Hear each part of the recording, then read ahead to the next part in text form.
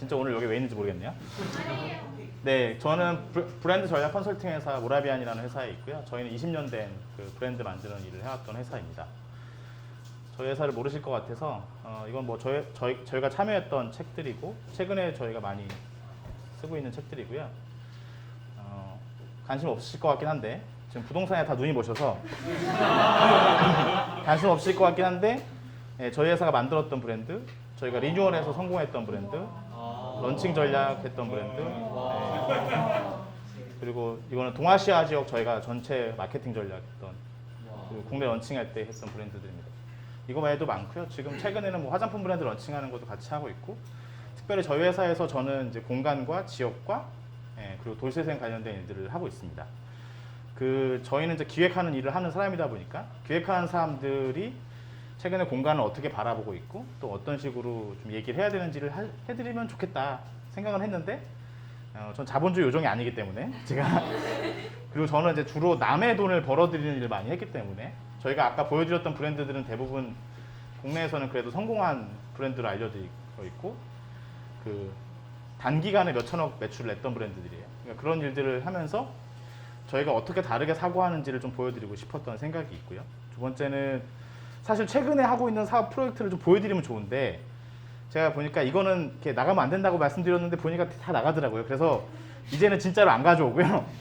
타이틀 정도만 좀 소개해드리고 말로 조금 더 보여드리겠습니다.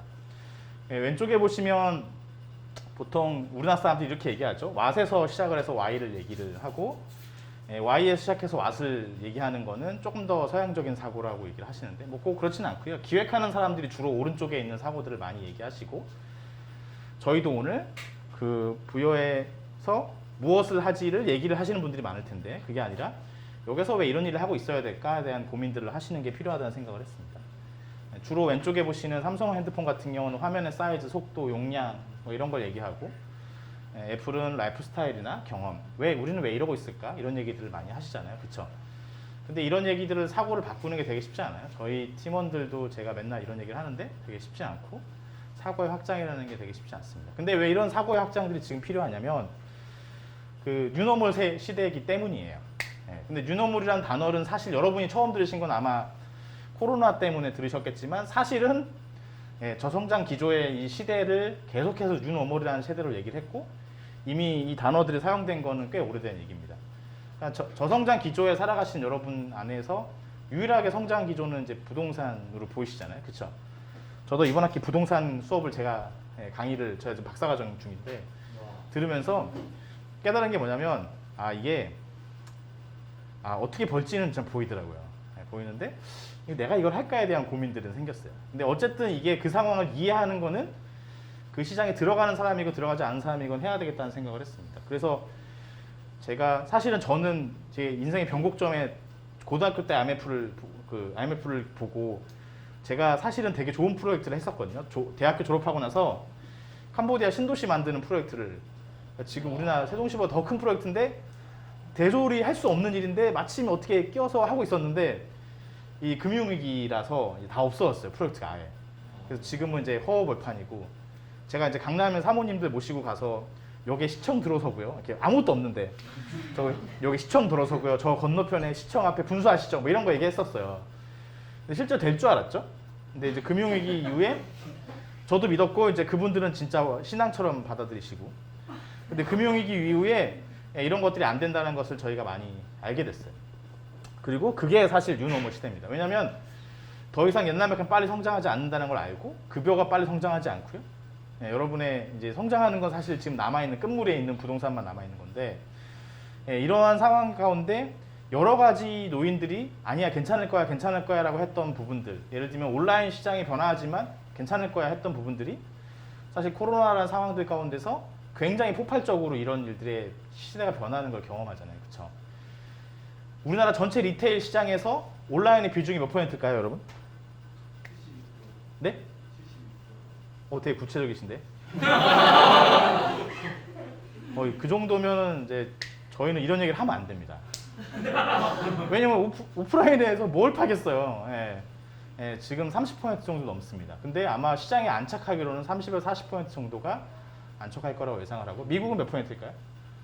미국은 20% 정도 됩니다. 20%이고 그 중에 15%, 그러니까 15% 정도는 아마존이 혼자서 먹고 있는 그런 상황입니다. 굉장히 빨리 세상이 변화하고 있고요. 아마존이 지금 오늘 마음 먹으면 내일 아침에 당장 없앨 수 있는 잡 오퍼튜니티의 숫자는 1000만 개예요. 1000만 개면은 여러분 생각을 해보시면 가정으로 생각하면은 4천만 명 정도는 그 어느 날 실직자 가정이 될 수 있는 상황이에요. 그러니까 창업을 하고 창직을 하고 하는 것이 필수인 시대에 살아가고 있기 때문에 우리 안에서 새로운 일들을 기획하고 꿈꾸는 것은 그냥 꿈꾸는 자들의 몫이 아니라 우리 모두가 해야 되는 영역이라고 보여집니다. 우리나라 인구예요.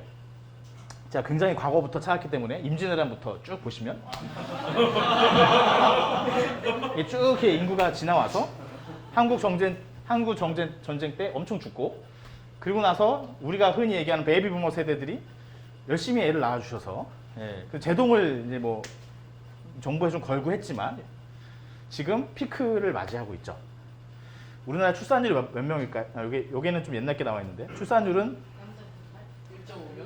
0.7. 8, 9 정도 되는 걸로 제가 알고 있는데 9가 안 됩니다. 0.9가 안 됩니다. 전 세계 최하죠. 그러니까 독일이 출산율이 1.3 정도 돼요. 독일은 걱정하죠. 그래서 이민자를 받아들여요. 그래서 우리가 보면 쟤들 이슬람에 사고 치는데 왜 이렇게 이민자를 받아들여 하는데 걔들은 걱정도 죽겠는 거야. 인구가 주니까. 근데 우리나라는 그런 거 안 하잖아요. 그렇죠? 못하는 상황들도 있기 때문에, 그러니까 이게 인구가 감소하는 시대이기 때문에 사실은 이런 얘기 위험하지만 사실은 부동산도 걱정이 되는 부분이 사실은 이런 부분 때문에 걱정이 되는 거죠.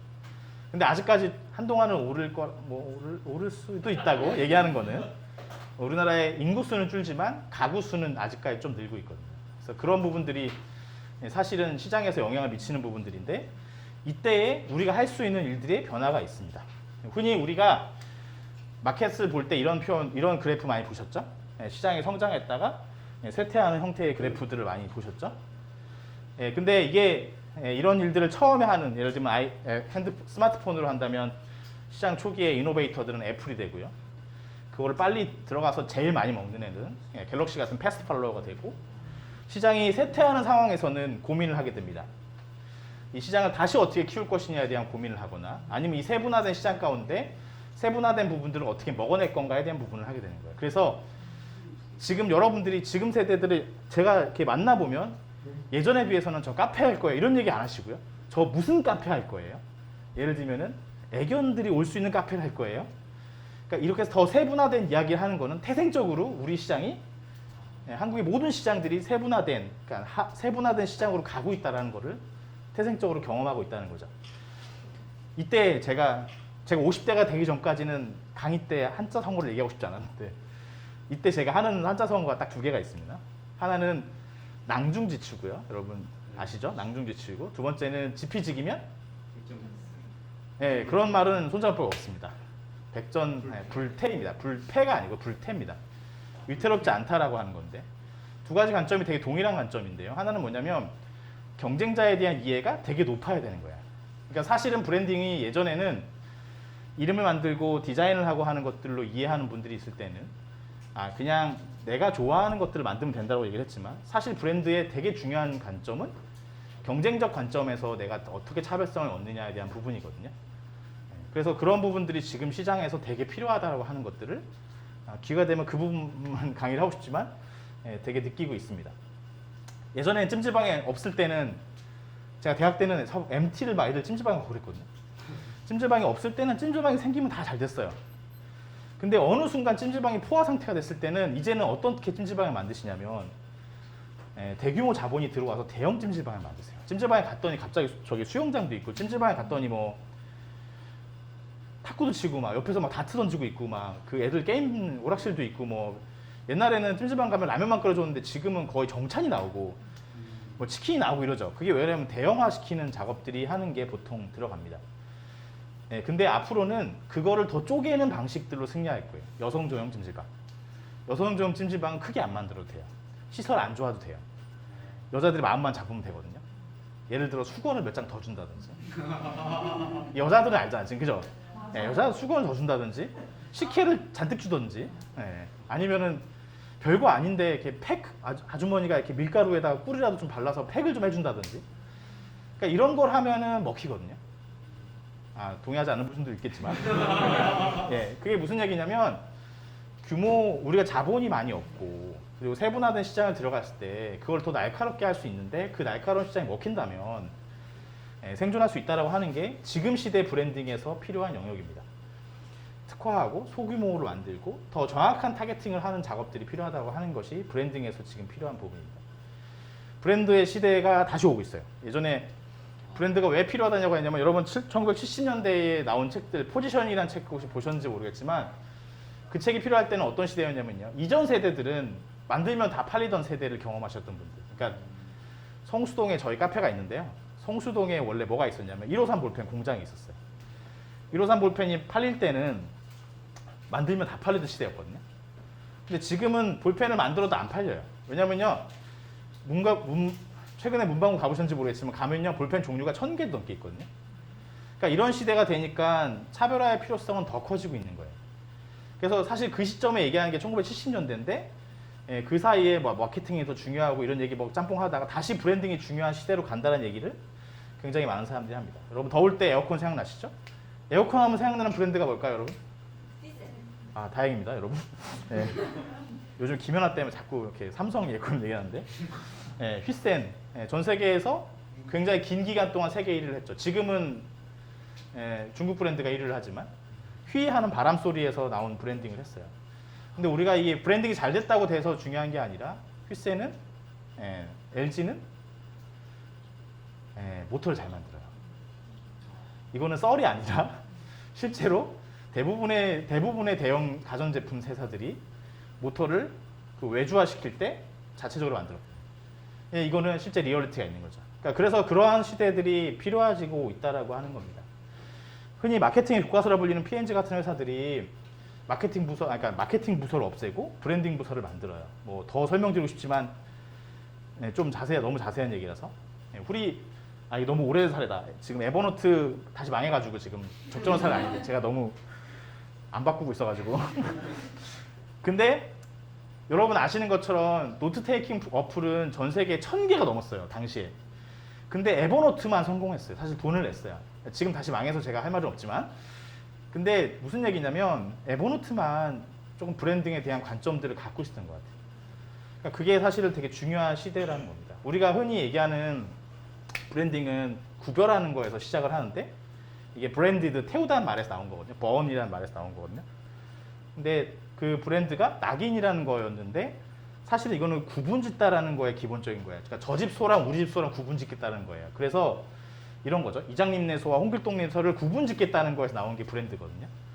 근데 처음에는 구분이 목적이었는데 나중에 이 집 소를 먹고 이 집 소를 먹어봤더니 이 집 소가 더 탁월하게 맛있더라는 게 계속 쌓이면 사실 저는 그 시점에 브랜드가 만들어진다고 얘기를 하고 싶어요. 사람들이 아직까지 우리나라 사람들은 이름 짓는 거 아니면 디자인하는 거 이런 걸 브랜드라고 하는데 사실은 잘 키워야 되고요. 좋은 공정이 있어야 되고요. 그 이후에 디자인과 포장을 잘해야 되는 게 브랜드라고 보여지는 거죠. 그래서 실제로 지금 최근에 공간 얘기를 할 건데요. 미국의 디트로이트입니다. 공공 건물이었고요. 도서관쯤 되는 건물이었는데 부도가 났어요. 우리나라는 지자체를 부도 내진 않지만 미국에서는 부도를 시켜버리거든요. 부도가 나니까 몇 년 만에 공공 건물이 이렇게 됐어요. 이게 지금 사실은 우리가 겪는 현실이에요. 지금 사실은 뭐 부여 보셨지만 제가 어제 익산 갔다 왔는데 익산역 광장에 있는 뭐 공실률 되게 크고요. 천안에 20년 넘게 비어 있는 큰 건물이 있어요. 그러니까 이런 거 보면은 사실 말이 안 되지만 현실이에요. 그리고 사실 어찌 보면 저는 부동산 가치를 아직까지 서울이나 이런 데 수도권에 기회가 있다고 보지만 몇 년 뒤에는 그만큼의 레버리지를 만들려면 지역에서 말도 안 되게 비어있는 건물들이 있어요. 왜냐면 임대료를 못 갚고 있는 거예요. 전 세계에서 우리나라는 오피스 가면 요즘에 빌리시면요 6개월 공짜 이런 거 아주 서비스 주시죠. 전 세계에 유례가 없어요. 왜냐면 부동산 가치를 떨어뜨린다는 행위를 용납할 수 있는 사람은 우리나라에 없기 때문에 그렇기 때문에 사실 그게 역설적으로 해외에서 이러한 변화들이 아직까지 우리나라에 안 들어오는 건 아닌가 생각을 해보는데 실제로 그런 변화들이 있습니다. 근데 반면에 망해가는 동네가 어떤 컨셉을 넣고 브랜딩을 해서 성공한 텍사스 오스틴 같은 사례들은 여기 라이브 뮤직의 수도예요.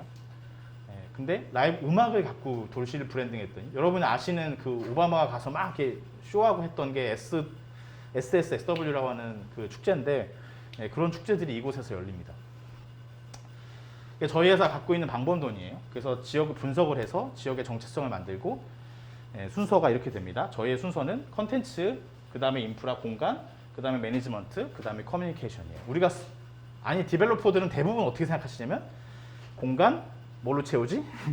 MD를 어떻게 집어넣지? 이런 사고를 하시는데 저희가 그런 흐름을 좀 바꿔가고 있는, 뭘 정답은 아닌데요. 그런 흐름을 바꿔가는 작업들을 하고 있습니다. 뭐 딴 동네 얘기는 안 할 거고요. 제가 재밌어하는 사례 하나만, 사카이 미노토시라고 하는 곳에서 요괴마을이라는 컨셉으로 도시가 바뀌었어요. 근데 사실은 이게 과정을 설명드리면 너무 오래 걸리고요. 그냥 결과만 좀 말씀드리면 여기는 그냥 어두운 동네였어요. 되게 조용한 동네인데요. 우리로 치면은 저기 둘리 같은 만화를 그린 아저씨가 사는 고향이었어요. 그래서 둘리를 고향 컨셉으로 마을을 바꾸기로 결정을 하고 마을이 바뀌었는데 어떻게 됐냐면 관광객의 연 2만 명에서 몇 년 만에 172만 명으로 바뀌었어요. 관광도시로 탈바꿈한 사례입니다. 그래서 이게 실제 관광객이 이렇게 변화했던 피크 때는 어떻게 됐냐면 372만 명까지 갔던 사례입니다. 이게 도시가 요괴라고 하는 컨셉으로 변화시켰는데 여러 요인들이 엮였어요. 예를 들면 마을로 가는 기차는 요괴 기차고요. 마을 곳곳의 조형물들은 요괴 모양이고 거리에 라이팅 쇼를 하는데 그 라이팅에서 요괴가 막 뛰어다녀요. 그리고 빵집 하는 사람은 빵을 요괴 모양으로 만들고요. 이 요괴 눈깔이고 제가 이거 먹어봤는데 되게 맛없어요. 꼭 사드시지 마세요. 요괴 테마의 음식을 팔고요. 요괴를 컨셉을 한다 그러니까 꿈자리 사납다고 욕하던 할머니가 요괴 만화 책방을 해요. 실제로 하고 계세요. 딸이 지금 하고 계시고. 그러니까 이러한 변화들이 실제로 생기는 것들입니다. 근데 그때 이런 변화들이 곳곳에서 지금 우리가 2개 지점 잡잖아요. 그런 변화를 만들 때 중요한 곳이 모든 체험 요소를 모아놓는 공간이 하나가 되게 적절하게 필요했고요. 두 번째는 모든 스토리를 묶고는 아카이빙하는 공간이 사실 되게 중요하게 역할을 했더라는 거예요. 그래서 그런 역할을 하는 곳이 좀 필요하다는 거고요. 이제는 나머지는 제가 사례만 좀 설명드릴 건데 아까 말씀드렸다시피 제가 원래 자료 공개를 하면 안 된다고 하는 걸 공개를 자꾸 하셔가지고 제가 공개해도 되는 정도의 수준만 좀 설명드리겠습니다. 이거는 제가 했던 사례는 아니고 여러분 오늘 시민자산화라는 내용을 들어보셨는지 모르겠지만 우리나라 시민자산화에서 굉장히 성공한 사례로 소개되고 있는 목포의 건맥협동조합입니다. 건은 건어물이고 맥은 맥주인데요. 네, 건어물 거리예요. 여기는 건어물은요, 여러분 속성을 아시겠지만 도매예요. 그러니까 낮에 도매로 팔고요, 밤에는 물건을 팔지 않아요. 그러니까 여기는 원래 사람이 한 명도 있으면 안 되는 곳인데 여기에 있는 분들이 공동체로 조합을 만들면서 한 점포를 매입을 하고 전국의 협동조합의 멤버가 100명이 넘어요. 매입을 해서 사실 이 동네 분들보다 좀 이게 너무 좋은 사례라서 전국에서 다 이제 주주시거든요. 그분들이 오셔서 동네가 이렇게 축제도 열고 했을 때 이 바글바글한 거예요. 그러니까 상상을 할 수 없을 정도로 조용한 동네예요. 근데 이렇게 변화들이 생기는 게 사실 공동체가 어떤 액티비티를 했을 때 그게 유지가 안 되는 거예요, 사실은. 왜냐하면 자산화가 안 되면 유지가 안 되는 거예요. 그래서 이 부분을 건어물 상인들하고 그리고 이제 지역에 있는 분들하고 좋은 취지로 만들면서 성공했던 사례입니다. 이 구조도 자세히 설명드리면 좋겠지만 이것도 엄청 오래 걸리는 얘기라서 좀 생략을 하겠습니다. 요거는 생략을 할게요. 남의 얘기니까. 요것도 뭐 재밌는데 하멜른 도시 같은 경우도 여기는 도시에 컨셉이 없어서 컨셉을 뭘 집어넣냐면 피리 부는 사나이를 했어요. 그래서 여기 재밌는 게 여기 어떤 할아버지가 피리 부는 막 풀고 다니시면은 동네 할머니들이 막 쥐 탈 쓰고 찍찍거리고 돌아다니시고 막 이래요. 그래서 뭐 그런 동네입니다. 이건 일본의 에도 시대 문화를 느낄 수 있는 원더랜드라는 곳이고 여기부터는 제가 관여했던 프로젝트들입니다. 지금 부산역 가시면 광장이 원래 있었던 자리에 이렇게 건물이 아마 들어가 있는 걸 보셨을 수 있어요. 운영 모델을 저희가 세워드렸고요. 그 안에 어떤 컨텐츠가 어떻게 돌아가는지를 세워드렸어요. 안타깝게도 안 하고 계세요. 돈이 없으셔가지고. 근데 저희가 진짜로 이거를 제가 사실 요 부산역 광장이 딱 보이는 모텔에서 3박 4일 밤새면서 썼던 보고서인데 어떤 생각을 했냐면 이런 생각을 했었어요. 이 공간의 정체성이 부산의 그 혁신을 만드는 에코시스템이 되면 좋겠다는 생각을 했어요. 근데 그게 너무 재미없는 거예요. 왜 그러냐면 생태계는 부산 시장님이나 좋아할 것 같은 얘기인 거예요. 그래서 이걸 바꾸자. 시민들 접점에선 바꾸자라는 얘기를 하면서 만들어낸 게 두 가지 개념인데 하나는 스타디움이었어요. 혁신을 일으키는 사람들끼리 와서 진짜 피터들이 싸우는 듯한 느낌. 그러니까 뭔가 경연을 하는데 우리가 뭐 잘못하면 욕도 하고 욕은 안 하겠지만 그러니까 얘기도 할 수 있고 잘하면 칭찬도 할 수 있고 그런 분위기를 만들자라는 게 첫 번째 옵션이었고 두 번째 옵션은 혁신이 좀 전시가 되는 제대로 전시가 되는 곳을 만들면 좋겠다라고 해서 비교적 점잖은 모델을 저희가 제안을 했었어요. 그래서 예를 들면 이렇게 되는 거죠. 신발을 가지고 저희가 전개를 하면 어디서는 신발 뭐 3D 프린트도 할 수 있고 서점이라고 그러면 신발 관련된 책만 쌓여 있고 외부에서는 신발 관련된 모델들이 막 쇼도 하고 신발 갖고 뭐 팝업 스토어도 만들고 이렇게 좀 플레이어들을 한 번에 생태계를 만들어가는 방식을 제안을 했었던 부분이고 뭐 화장품으로 하자면 화장품도 같은 모델로 만들 수 있다고 생각을 했었어요. 그래서 저희는 사실 공공에서 도시재생 자금으로 만든 공간이거든요. 너무 재미가 없는 거예요. 그래서 저희 머리를 다 짜서 시에는 생태계라고 보고를 하고 시민들 접점에서는 스타디움 같은 공간이면 좋겠다라는 얘기를 이제 만든 거죠. 그래서 일부 공간은 저희가 말한 대로 하고 있고 점점 예산을 모으고 계신 걸로 알고 있습니다. 이거는 저희가 직영할 공간이에요. 대구의 엑스코 아시나요? 이렇게 컨벤션 시설이고 그 앞에 뭐 여러분 흔히 아시는 커먼 그라운드 그런 형태의 공간들입니다. 근데 아쉬운 게 저희가 설계를 저희가 안 해서 이게 남이 했는데 설계하시는 분하고 엄청 싸웠어요. 그러니까 제가 원래 건축 전공이고 학부 때 건축을 전공했거든요. 그래서 나 아예 모르는 거 아닌데 자꾸 이렇게 무시를 하시는 거예요. 근데 저한테만 그러신 게 아니라 모든 사람한테 그러시는 분이라서 설득이 안 돼서 결국에는 지금 원래 5월에 오픈했어야 되는데 비가 새가지고 그 8월에 오픈하려고 준비하고 있습니다. 우리 이거 외부에 나가면 안 되는데 어디는요 저희랑 비슷한 이 공간은요 비가 계속 샌대요. 어딘지 얘기하면 안 되고요. 비가 계속 샌대요. 그래서 저희도 이거를 보면서 이번에 비가 잡히는 게 오히려 좋을 수 있겠다 이런 생각을 하고 있고요. 지금 외국 출신의 패션 디자이너라든지 아니면 크리에이터들이 여기 와서 팝업을 할 수 있거나 창업을 할 수 있는 공간들로 제공을 하려고 생각을 하고 있고 저희도 로컬에서 좋은 플레이어들의 제품이 있으면 큐레이팅을 해서 이곳에서 좀 전시하거나 판매하거나 그런 생각들을 좀 하고 있습니다. 그래서 여기는 안에는 사실 053 라이프스타일 뭐 스페이스라고 되게 아주 공공스럽게 컨셉을 잡았고 조닝별로 어떤 식으로 운영할 건지 어떤 컨셉을 운영할 건지 제시를 했었습니다. 그래서 원래는 저희가 운영할지는 몰랐는데 운영까지 저희가 어쨌든 공개 입찰을 해서 정확히 따서 이거를 올부터 한 3년 정도 운영을 하게 되고 동시에 뭘 개량을 하냐면 온라인으로 저희가 합니다. 그래서 온라인하고 오프라인하고 같이 연동되는 마켓이고 온라인을 같이 하는 이유 중에 하나는 저희가 중국 시장에 대한 이해가 있어서 여기서 잘 된 상품이면은 소개를 해서 중국에서도 혹시 팔릴 수 있으면 팔리게끔.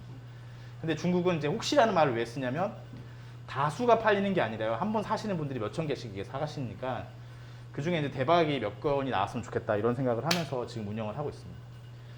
여기는 사실 설계안이 원래 이 안이 아니고 저희가 관여하면서 바뀌었어요. 왜냐면 실제 설계에서 바뀌었는데 부산의 오시리아라고 요 땅이 롯데 테마파크 지금 이제 올해 개장하는 롯데 테마파크 땅이고 요 땅이 그 우리나라에서 매출 2위 하는 롯데 프리미엄 아울렛이고 그 사이에 있는 이 되게 금싸레기 같은 땅이 저희가 기획을 도와드리고 있는 브랜딩을 하고 있습니다. 그래서 사실은 이름도 나왔고 컨셉도 나왔는데 제 경험상 이거는 공개하면 안 되겠다 생각을 해서 공개를 하진 않고요. 아주 옛날에 만든 거는 부산을 대표하는 문화예술 랜드마크를 됐으면 좋겠다 라고 잡았어요. 그래서 흔히 여러분 요즘에 경험하시는 공간들 보시면 스페이스원, 뭐 더현대 이런 공간 얘기하죠. 그런 공간이 약간 뮤지엄 리테일이라는 개념, 뭐 이렇게 좀 그런 개념을 얘기하거든요.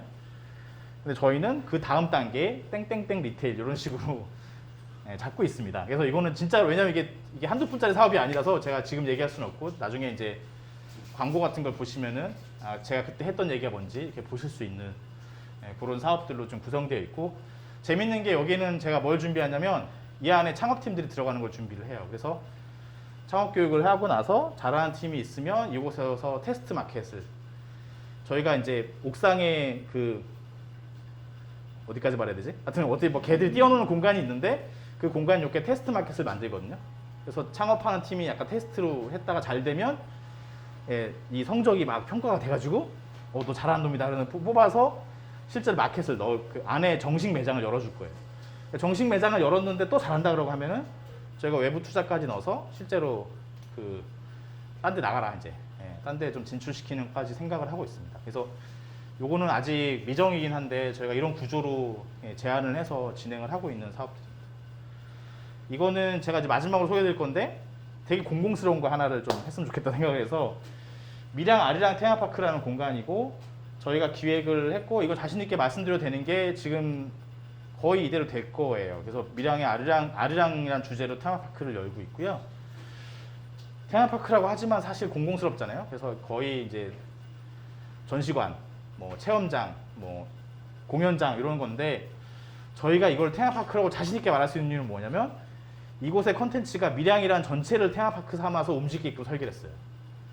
그래서 여기서 어떤 밀양의, 그러니까 아리랑의 어떤 이야기의 한 인물이 돼서 밀양시 전체를 다닐 수 있는 스토리로 만들었어요.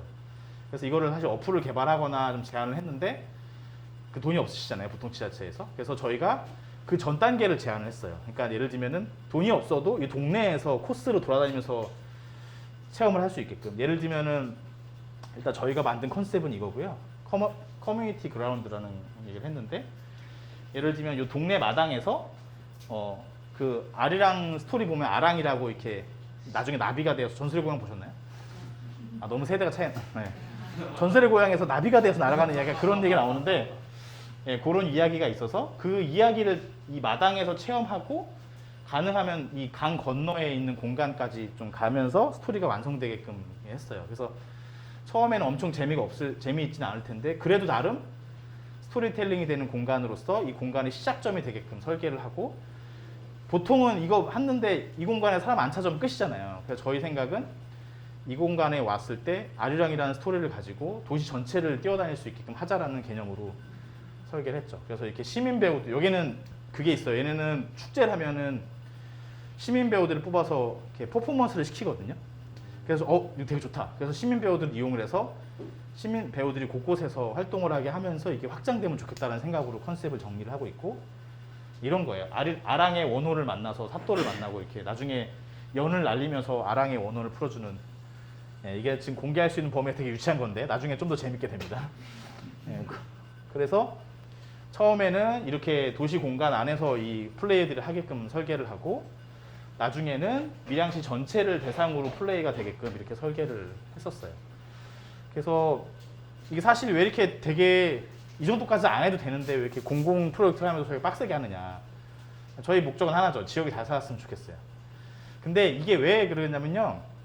솔직히 안 될 것 같은 데를 해드리고 싶지 않아요. 그러니까 왜냐면 오늘 밤에 가서 하실지 아니면 맥주 먹고 주무실지 모르겠지만 우리가 공간 2개가 있잖아요. 이 공간이 그냥 뭐 막걸리 넣고 파전 팔면 그냥 대충 될 것 같아 이런 게 아니라 이제는 그런 시대가 아니라는 거예요. 굉장히 치열한 시대이고 그 사실은 뉴노멀 시대에는 더 세분화된 전략들을 얘기하는 시대입니다. 아마 여러분 뭐 기사 보시면 알겠지만 옛날에는 그냥 인플루언서라 그랬잖아요. 근데 요즘엔 마이크로 인플루언서라 그러죠. 점점 마이크로화지는 시장들이 만들어져 있고 저희도 최근에 화장품 컨설팅을 하고 런칭도 같이 했었고 또 가을에는 향수 브랜드 런칭을 저희가 도와드리고 있는데 이런 걸 해보면요 옛날에는 다 브랜드를 구축을 해서 화장품을 런칭을 했었어요. 근데 지금은 어떻게 하냐면요 하나의 상품을 굉장히 깊게 브랜딩을 해서 화장품을 띄워요. 그렇죠? F&B도 마찬가지죠. F&B 옛날에는 그 F&B 하나의 매장의 구조를 얘기를 하고 그 상품군을 얘기했다면 지금은 하나의 그 메뉴를 엄청 띄워가지고 승부를 보려고 하잖아요. 그게 사실은 공간에도 드러나기 때문에 오늘 여러분이 그 기획을 하시는 그 공간에서도 굉장히 날카로운 한 가지를 오늘 잡으셨으면 좋겠다 생각을 해서 저희가 하고 있던 프로젝트 중에 일부를 소개시켜 드렸습니다. 네, 이상 마치도록 하겠습니다.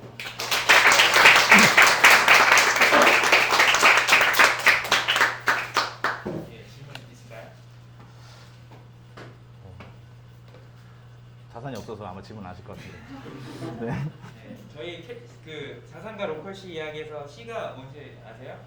첫 번째 C 뭔가요? 네, 캐피탈, 캐시 캐피탈, 비슷하죠?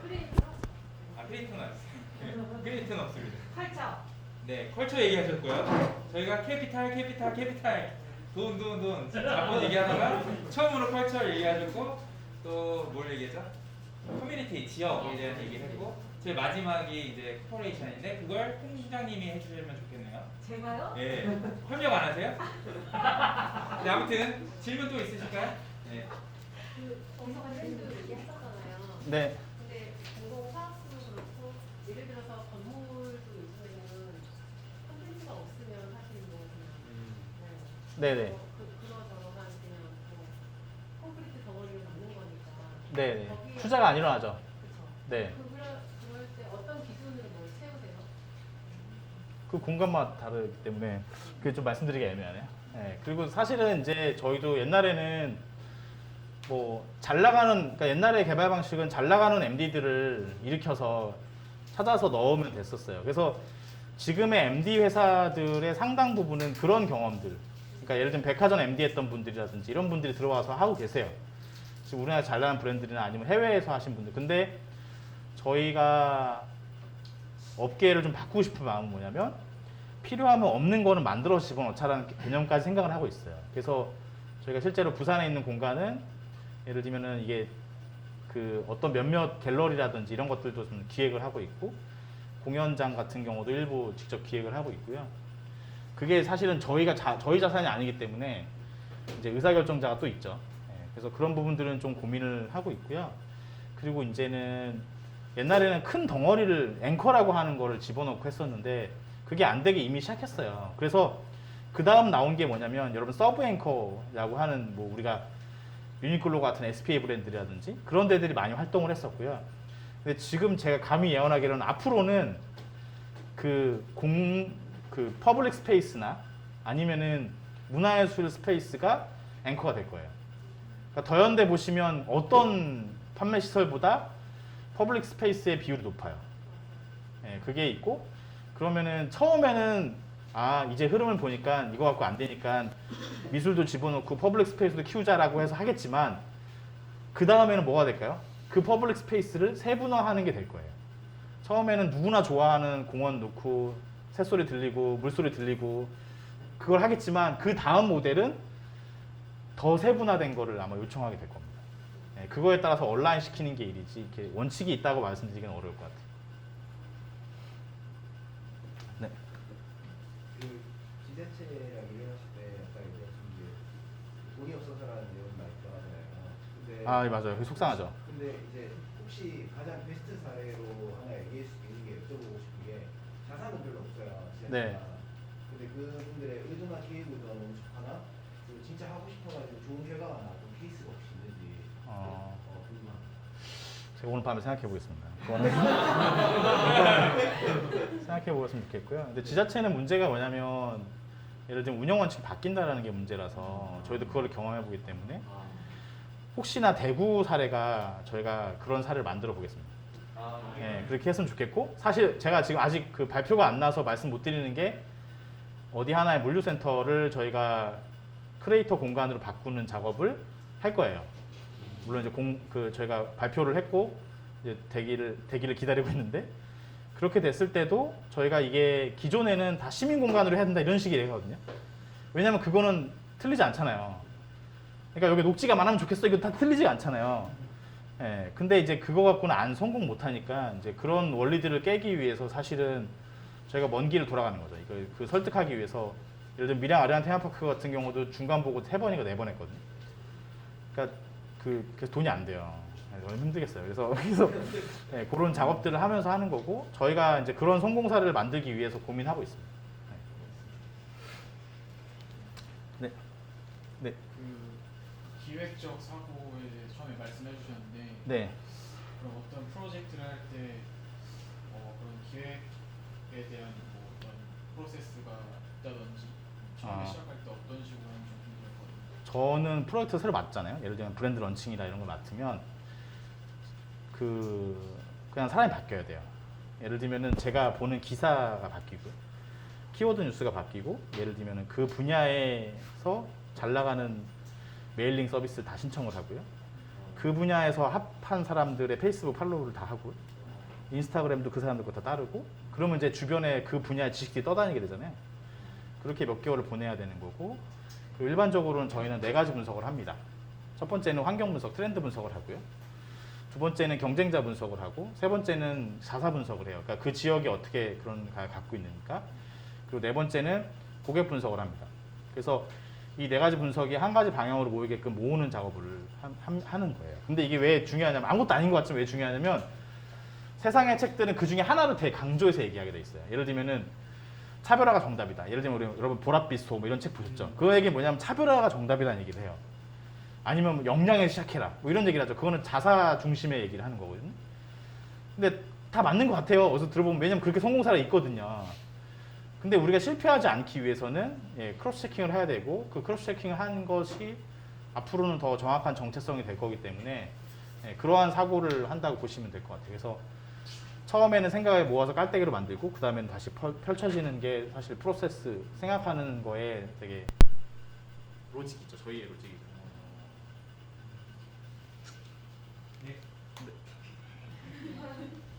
하시는 일이 그러면 어떻게 보면 부동산의 아니 저희 브랜딩에서 아닙니다. 부동산에서 아니고. 근데 부동산의 브랜딩을 해주는 역할, 컨텐츠를 어떻게 기획해주고 브랜딩을 그러니까 해주는 역할. 좀 정확히 말씀드리면은 오시리아 같은 경우는 이제 민간이겠잖아요. 민간인데 재밌는 게 뭐냐면 예전에는 브랜딩이 어느 시점에 들어갔냐면 설계 다 끝나고요. 우리 이게 만드는구나. 땡땡땡땡이라고 되게 잘 나가는 4글자로 된 상업시설은 되게 많죠. 4글자 그죠? 상업시설은 거의 직전 개장 직전에 그 리더가 이름을 넣었대요. 근데 이제 그 작업을 안 하기 위해서 저희는 애초에 같이 브랜딩을 해서 이름을 짓고요. 이름이 빨리 지어지면은 정체성이 빨리 지어지고요. 정체성이 빨리 만들어지면은 저희가 조형물에 간섭을 해요. 그러니까 이 정체성이니까 이런 조형물이 여기 있어야 돼라는 얘기를 해요. 근데 옛날 같으면 설계회사가 경을 칠 일이죠. 우리가 다 니네 뭐 하는 애들인데 하고 하는데 미국에서는 사실은 애초에 같이 시작을 하거든요. 그래서 저희가 이 정도 되는 사이즈에서 이렇게 하는 케이스가 아마 없을 거예요.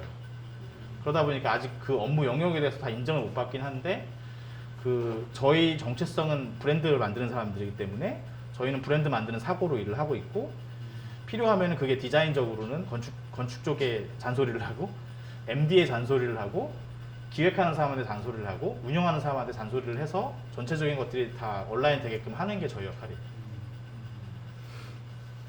네. 네, 그 일본 요게마을 사례 말씀해 주셨는데요. 네네. 저도 그 사례를 보고 한국에도 그런 캐릭터 관광 마을이 만들어지면 좋겠다라는 생각이 들어서 아예 제가 웹툰 애니메이션 회사를 이번에 아예 만들었어요. 네네네. 만들어서 이제 뭐 동네발전 협동조합이나 동네발전 협동조합은 그런 또 도시대생을 하는 곳이니까 네네네. 캐릭터를 가지고 그런 도시대생과 연결해서 관광 마을을 만들려고 하는데. 네네. 이게 혹시 근데 아직 이걸 어떻게 매칭시켜야 될지 정확하게 딱 잡지를 못하고 있어서 혹시 대표님은 그런 요게마을 사례를 보면서 한국에는 어떤 식으로 이거를 적용시키면 좋겠다라는 생각이 있으신지 궁금합니다. 쿠마몬이라고 아마 네. 되게 유명한 캐릭터가 있어요. 근데 이제 우리나라에서는 펭수가 쿠마몬을 뺏겼니 안 뺏겼니 얘기 나오는데 제가 보기에 영향을 받은 거는 부인할 수 없을 것 같아요. 왜냐면 쿠마몬은 어떻게 움직이냐면 거기 현이니까 현감 뭐 도지사 좀 되는 사람이 앞에 나와서 연설을 하면요 쿠마몬이 옆에서 으쌰으쌰 이래요 막. 그러니까 우리로 치면 상상이 안 되는 거예요. 그러니까 시장님이 막 근엄하게 연설하시는데 막 쿠마몬이 나와서 으쌰으쌰 하고요. 6시 내 고향에 쿠마몬이 나와서 마라톤도 같이 하고요. 이렇게 돼요. 그러니까 사실은 되게 중요한 거는 지금 이 일을 웹툰을 만드신다고 하면 그 일을 하는 이 플레이어들이 그거를 사랑하기로 작정하셔야 돼요. 예를 들면 쿠마몬의 동네에는 그 구마모토현은 거기에 시민들이 엄청 사랑해요. 그러니까 그 시청, 우리로 치면 시청인데 시청에 1층에 가면 이렇게 사무실이 있어요. 쿠마몬 사무실이 있어서 연락하면 만날 수도 있고요. 미팅도 되고 막 이래요. 그 스케줄이 그분의 스케줄이 저기 홈페이지에 떠 있어요. 그러니까 그 정도로 되게 집착을 해야 돼요. 제가 보기엔 캐릭터로 플레이에 성공하신다면 그러면은 거기에 있는 시민들은요 자기가 뭘 만들잖아요. 쿠마몬을 넣어요. 게스트하우스 하시는 분이잖아요. 쿠마몬 캐릭터로 된 이불을 갖다 쓰세요. 그러니까 시민들이 먼저 사랑하기로 작정하셔야지 사실 성공하는 거라 보여지는 거고요. 예, 그거는 사실 되게 사랑받는 브랜드가 되는 제일 중요한 원칙이기 때문에 물론 캐릭터가 더 예쁘면 호감이 가고 뭐 혹은 그 캐릭터의 말투가 되게 귀여워 따라하고 싶고 이런 거 다 중요하지만 사실은 그걸 가지고 우리가 어떻게 플레이하는가가 훨씬 더 중요할 거라고 생각을 합니다. 그러면 캐릭터가 이렇게 웹툰이나 뭐 이런 뭐 디즈니스러운 이런 것들이 아니어도 실제 사람이 캐릭터화돼서 하는 사례들도 있나요? 그거는 많으시잖아요. 왜 여기 뭐 어디면 어디 아저씨네 가게 뭐 이런 식으로 네, 하시고 뭐 이런. 예, 그거는 당연히 근데 그게 이제 의인화되는 거는 사실 되게 F&B에서 그런 식의 방식을 많이 수행하시는 건 F&B가 되게 신뢰의 비즈니스 아닌가요? 네. 신뢰의 비즈니스이기 때문에 그 사람의 이름을 걸었을 때 믿을만하다 뭐 이런 거기 때문에 한 거죠. 천안에 가면 호두과자 집 있죠. 네. 호두과자랑 달라요. 아세요? 원조만 헷갈리네. 호두를 원조 할머니만 쓰세요. 그 할머니가 되게 이제 교회도 다니시고 저기 그 교회도 7개인가 기증하시고 이런 분인데 근데 거기는 그 할머니의 인격이 굉장히 투여됐어요. 그거는 믿는 거죠. 근데 그거를 어떻게 캐릭터화에 쓰느냐 안 쓰느냐의 좀 전략의 차이인 거지. 사실은 그분의 성격, 그분이 그 지역에서 좋은 일 하고 교회도 기증하시고 이런 것들이 다 투영이 된 거죠. 네. 마지막 질문 하나만 받고 가면. 네, 저기 있으십니다. 네. 쿠마몬 이야기 하셔가지고 네네. 쿠마몬 게임이 보호 차원이랑 댄스라는 게임사가 네. 줘서 전 일본의 상징이 되었는데 진짜 골목이나 지역 네. 진짜 손을 하우스도 좀 한계가 있는 그런 지역에 뭔가 이런 콘텐츠나 그런 랜드마크처럼 마케팅할 수 있는 방법이 혹시 있을까요? 작은 조직이. 그 오늘 사례 안 가져왔는데 유후인이라는 도시가 있어요. 유후인. 그러니까 지금 여러분은 캐릭터 쓰냐 안 쓰냐 이런 거를 얘기를 해주시는데 사실은 그거는 저는 하나도 안 중요하다고 보고요. 일본에 유후인이라는 온천 도시가 있어요. 근데 유후인이라고? 근데 일본의 1등하는 온천 도시는 어딜까요? 네, 백부예요. 백부. 여러분 부모님이 어디 효도관광 보내시면 거기 갔다 오신 거예요. 이렇게 어디 일본 온천 갔다 왔다 그러면 백부 갔다 오신 거예요. 대부분. 근데 유후인은요 일본의 여자들이 가장 가고 싶어하는 휴양지예요. 이게 무슨 차이인지 아시겠어요? 유후인은요 규모가 작기 때문에 백부를 이겨먹는다는 생각은 쉽지 않아요. 근데 그 작은 도시이니만큼 아담하게 하고 어떤 소극적인 그러니까 소규모의 정서 이런 것들을 만든 거죠. 그래서 차별화가 중요하다고 하는 게 사실은 정체성을 흔드는 작업을 하지 않으면 쿠마몬을 쓰던 아니면 지금 우리가 전 세계에서 가장 성공한 그 아이러브 뉴욕을 쓰던 저는 아무런 방법이 없다고 봐요. 왜냐면 나의 위치를 정확히 아는 거에서 시작하는 게 사실 브랜딩의 처음이기 때문에 그게 더 중요하다고 생각합니다.